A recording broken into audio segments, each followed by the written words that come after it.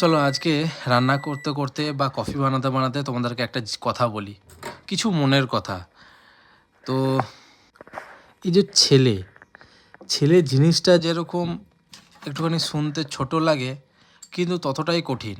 একটা মেয়ের জীবনও কষ্টের, একটা ছেলের জীবনও কষ্টের।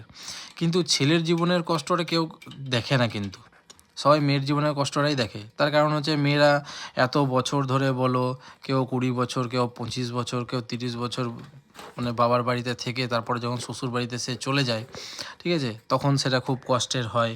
তারপরে মেয়েদের যে প্রত্যেক মাসে একটা কষ্ট লেগে থাকে।